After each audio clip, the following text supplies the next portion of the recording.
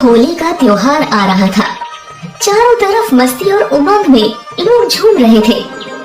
कहीं बच्चे पानी वाले गुब्बारे फुला रहे थे, तो कहीं बच्चे अलग अलग रंग के गुलाल खरीद रहे थे। बाजारों में तो अलग ही रौनक थी। सारी दुकानें रंग बिरंगे गुब्बारों, गुलालों और पिचकारियों से भरी हुई थी। होली के कुछ रोज पहले की बात है। श्री कृष्ण और राधा रानी स्वर्ग लोक से नगर को निहार रहे थे।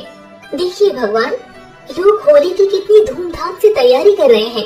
सबके चेहरे खुशी से दमक रहे हैं। सच कह रही हैं आप, मगर इस नगर में अभी भी कुछ लोग ऐसे हैं जिनके लिए होली का दिन बाकी दिनों से कुछ अलग नहीं है। मुझे तो ऐसा कोई घर दिखाई नहीं दे रहा है भगवान। आप किसकी बात कर रहे हैं? उधर देखो राधा। राधा रानी को एक शांत अंधेरी झोपड़ी नजर आई। ये किसकी झोपड़ी है भगवान? ये मेरी एक अनन्य भक्त का घर है। इसकी मालकिन एक बहुत ही गरीब बूढ़ी विधवा है। 2 साल पहले एक भयानक हादसे ने इसके पति और बेटी को इससे छीन लिया था, लेकिन इतना होने पर भी इसकी मुझ में आस्था कम नहीं हुई। ये आज भी दिन रात मेरा नाम जपती है और अपने द्वार में आए हर दिन दुखी की मदद करती है। मगर भगवान, ये तो खुद इतनी गरीब है, ये कैसे किसी की मदद कर सकती है? कल तुम स्वयं ही देख लेना। अगले दिन श्री कृष्ण और राधा रानी तोते का रूप धारण कर उसी बुढ़िया के पास पहुँचे। उस दिन बुढ़िया के पास खाने को बस 2 मुट्ठी चने ही बचे थे। जैसे ही उसने उसे खाना चाहा, तोते के रूप में वहाँ राधा रानी और श्री कृष्ण आ गए और आवाज देने लगे। बुढ़िया ने उन्हें देखकर चने का कटोरा पास में रख दिया।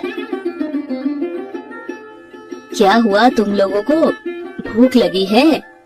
आज मेरे पास 2 मुट्ठी चने ही बचे हैं। लो, इसमें से आधा तुम खाओ और बाकी बचा हुआ मैं खा लूंगी। श्री कृष्ण ने इन चनों पर मेरे साथ साथ तुम्हारा भी नाम लिखा है। बुढ़िया ने कटोरे से आधे चने निकालकर उन दोनों के सामने डाल दिए और बाकी आधे खुद खाकर पानी पी लिया। राधा रानी बुढ़िया का स्वभाव देखकर अति प्रसन्न हो गई। राधा ने कहा, निश्चय ही ये बुढ़िया आपकी अनन्य भक्त है भगवान। हमें इसकी होली सवारनी ही होगी। राधा रानी की बातें सुन श्री कृष्ण के मन में एक विचार आता है और वो दोनों वहाँ से अंतर ध्यान हो जाते हैं। होली से 3 दिन पहले बुढ़िया अपनी झोपड़ी में श्री कृष्ण की मूर्ति के सामने प्रार्थना करती है। भगवान, होली का त्योहार आने वाला है। नगर में चारों ओर खुशियों का माहौल है। बस मेरा ही घर सूना है। न आंगन में बेटी की हंसी है और न ही घर में कोई पकवान बनाने और खाने वाला है। आज मैं बहुत ही अकेली महसूस कर रही हूँ भगवान। ऐसा कहकर बुढ़िया जोर जोर से रोने लगती है कि तभी बाहर से एक आवाज आती है, ओ अम्मा, जरा बाहर तो आ। बुढ़िया घर से बाहर आई तो देखा कि 10 से 12 साल का एक लड़का और लड़की उसके घर के बाहर खड़े थे। दोनों इतने सुंदर थे कि बुढ़िया चाहकर भी अपनी नजर उनसे नहीं हटा पा रही थी। बच्चों, आप कौन हो और कहाँ से आए हो? माँ, मेरा नाम राधा है और ये मेरा दोस्त गोपाल है। हमारा इस दुनिया में कोई नहीं है। क्या हम दोनों कुछ दिन आपके साथ रुक सकते हैं? कुछ दिन क्यों? तुम जब तक चाहो तब तक रह सकते हो। इतनी खुशकिस्मत हूँ मैं कि होली से पहले गोपाल और राधा मेरे घर आए हैं। बुढ़िया दोनों बच्चों को लेकर घर के अंदर आती है। तुम लोगों को लग रहा होगा कि कैसी जगह आ गए हैं। तुम्हें खिलाने के लिए आज तो मेरे पास मुट्ठी भर दाने भी नहीं है। क्या करूं बच्चों, काम धंधा बिल्कुल चौपट हुआ पड़ा है। नहीं तो एक समय ऐसा भी था कि होली हो या दिवाली, इस घर में हमेशा रौनक रहती थी। कोई बात नहीं अम्मा, मुझे तो अभी भूख भी नहीं लगी है। अम्मा, आप बताओ तो सही कि आप क्या काम करती हो? बेटिया, मैं फूलों को सुखाकर उनसे गुलाल बनाती हूँ और बाजार में बेचती हूँ। मगर अब मैं बूढ़ी हो चुकी हूँ, जिस कारण जंगल में जाकर फूल चुनना मुश्किल हो गया है। इस कारण गुलाल भी कम बना पाती हूँ। होली के बस 3 दिन रह गए हैं। और मैंने 1 ग्राम भी गुलाल नहीं बेचा है। अम्मा, आप चिंता मत करो, मैं और गोपाल मिलकर जंगल से फूल ले आएंगे और कई रंगों में गुलाल बनाएंगे और उन्हें बाजार में बेचेंगे। फिर दोनों बच्चे जंगल जाकर सुंदर रंग बिरंगे फूल चुनने लगते हैं।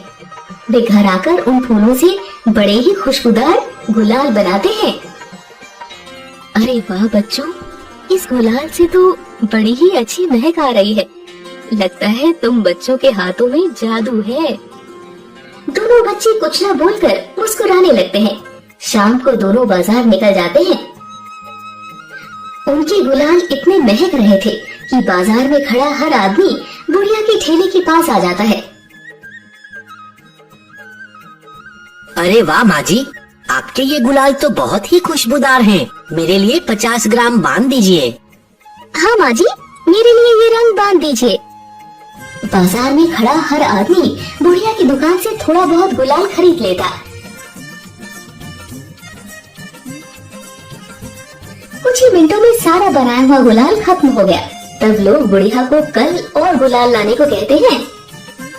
अरे वाह बच्चों, आज तो काफी पैसे मिल गए हैं। इतनी कमाई तो पिछले 2 सालों में भी नहीं हुई, जितनी की आज 1 दिन में हुई है। अभी तो होली में 2 दिन बचे हैं अम्मा, आप बस देखते जाओ। ये सब बात छोड़ो बच्चों, चलो मेरे साथ। मैं खाने का कुछ सामान खरीद लेती हूँ और तुम दोनों के लिए अच्छे अच्छे पकवान बनाती हूँ। फिर बुढ़िया किराने की दुकान से अनाज खरीदती है और घर जाकर बच्चों के लिए बड़े ही स्वादिष्ट भोजन बनाती है। बुढ़िया ने अपने हाथों से दोनों बच्चों को खाना खिलाया। बड़े दिनों बाद आज बुढ़िया का घर बच्चों की किलकारियों से गूंज रहा था। वो ये देखकर फूली ना समाई। अम्मा, आज आपके हाथ से खाना खाकर मुझे संसार भर की तृप्ति मिल गई। अच्छा, अब आप आराम करिए। मैं और राधा जंगल से फूल तोड़ कर लाते हैं। मगर बेटा, रात भी तो हो गई है, तुम दोनों भी आराम कर लो, बाकी काम कल कर लेना। नहीं अम्मा, हमें अभी नींद नहीं आ रही है। अभी आप सो जाइए, हम थोड़ी देर में आते हैं। फिर बुढ़िया सो गई और श्री कृष्ण और राधा रानी के रूप में बच्चे फूलों से गुलाल बनाने में लग गए। अगली सुबह जब बुढ़िया सोकर उठी तो उसकी आंखें चुंधिया गई। चारों ओर खुशबू ही खुशबू थी। इतने सारे रंग बिरंगे गुलालों का मानो मेला लगा हुआ था। महक इतनी मनमोहित कि उस कमरे से बाहर जाने का दिल ही नहीं कर रहा था। उस दिन बाजार में 1 घंटे के अंदर ही उनके बनाए सारे गुलाल बिक गए और यही सिलसिला होली तक चला। बच्चों के बनाए गुलाल पिचकारी और बाकी रंगों पर भारी पड़ गए थे। लोग महंगी कीमत पर भी उन गुलालों को खरीदने को तैयार थे। बुढ़िया के पास इतने पैसे जमा हो गए थे कि उसकी बाकी की जिंदगी आसानी से कट जाती। होली का त्योहार आ गया। बच्चों, तुम दोनों मेरे घर साक्षात भगवान बनकर आए हो। मैं तुम दोनों का ये एहसान कभी नहीं चुका सकती। अम्मा, आप बस हमें रोज ऐसे ही हाथ से खाना खिला दिया करिए, हमें बाकी कुछ नहीं चाहिए। जरूर बच्चों, ये भी भला कोई कहने की बात है। आज तुम दोनों ने ये साबित कर दिया कि तुम सचमुच कृष्ण राधा का रूप हो। चलो, अब तुम दोनों तैयार हो जाओ। वहाँ मैंने तुम दोनों के लिए नए कपड़े रख दिए हैं। फिर हम भोजन खाकर होली खेलने चलेंगे। उसके बाद दोनों बच्चे नए रंग बिरंगे कपड़े पहनकर बुढ़िया के सामने आए। दोनों को देखकर बुढ़िया की आंखें उनसे हट ही नहीं रही थी। बुढ़िया ने दोनों का फूलों से श्रृंगार किया और अपने हाथों से दोनों को पकवान खिलाए।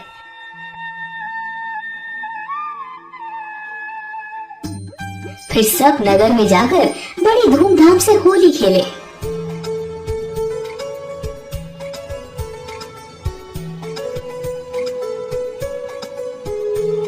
होली की अगली सुबह जब बुढ़िया जागी तो उसे राधा और गोपाल कहीं दिखाई नहीं दिए। बस भगवान श्री कृष्ण की छोटी सी मूर्ति के चरणों में दिया जल रहा था। जब बुढ़िया मूर्ति के पास गई तो उसे वही खुशबू आ रही थी जो राधा और गोपाल के बनाए गुलाल से आ रही थी। बुढ़िया को समझते देर नहीं लगी कि वो दोनों बच्चे कोई और नहीं, साक्षात श्री कृष्ण और राधा रानी के ही रूप थे। जो उसकी होली में खुशियां भरने आए थे।